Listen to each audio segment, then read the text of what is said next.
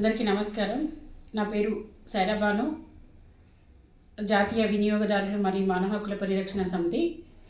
నేను తెలంగాణ రాష్ట్ర అధ్యక్షురాలిని. ఈరోజు మల్కాజిగిరి వాసులైన శివమ్మ మల్లయ్య గారు మా దగ్గరికి రావడం జరిగింది.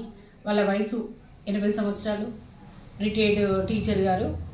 వాళ్ళ కూతురు బాలమణి వీళ్ళ ఆస్తులు తీసుకొని వీళ్ళని నెగ్లెక్ట్గా చేయడము, మళ్ళీ వాళ్ళ శివమ్మ అంటే బాలమణి తల్లి ఆమె ఏం చేసింది, కూతురు కదా అని నమ్మేసి ఒక 35 తులాల బంగారం ఆమె చేతికి ఇచ్చి లాకర్లో పెట్టమని ఇవ్వడం జరిగింది. ఇచ్చిన క్రమంలో అందులో శివమ్మ కోడళ్లకు సంబంధించిన కూడా ఒక 10 తులాల వరకు బంగారం ఉందంట. ఈ లాకర్లో పెట్టండి, మేము తిరుపతికి పోతామని ఇస్తే ఆమె ఆ బంగారం తీసుకొని ఆ బంగారం ఇప్పుడు నా దగ్గర లేదని చెప్పి మోసం చేయడం జరిగింది. ఆమె ఒక ప్రభుత్వ ఉద్యోగురాలు, స్కూల్ హెడ్ మాస్టరు బాలమణి గారు. ఒక గవర్నమెంట్ ఉపాధ్యాయురాలు ఉండి తల్లిదండ్రులను హీనంగా చూడడము, వాళ్ళ ఆస్తులు కొట్టేయడము, ఇంకా డబ్బులు కావాలని వేధింపులకు గురి చేస్తున్నారు. దీనికోసం వాళ్ళు పలుమార్లు పోలీస్ స్టేషన్ కూడా ఆశ్రయించడం జరిగింది.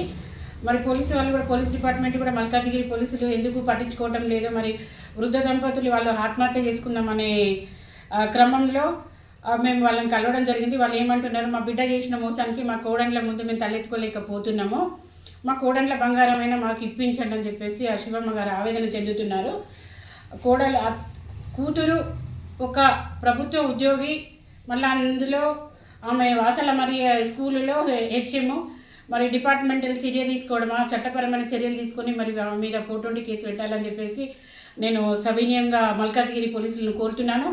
అట్లానే ఆస్ట్రేలియా నుంచి వచ్చిన ఆమె కొడుకు అయితే ఎవరైతే ఉన్నారో బాలమణి కొడుకు, ముస్లింలు మీరు మా ఇంటి ముందరకు వస్తే మిమ్మల్ని నరికి పారేస్తా అని చెప్పేసి నేను బెదిరించడం కూడా జరిగిందట.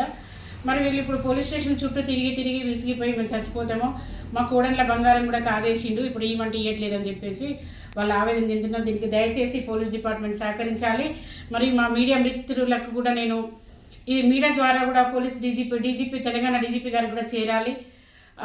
మన కమిషనర్ రాచకొండ కమిషనర్ గారికి కూడా మేము అడుగుతున్నాం. సార్, దయచేసి సీనియర్ సిటిజన్లను మీరు కాపాడాలని మేము మనస్ఫూర్తిగా వేడుకుంటున్నాం సార్. Thank you.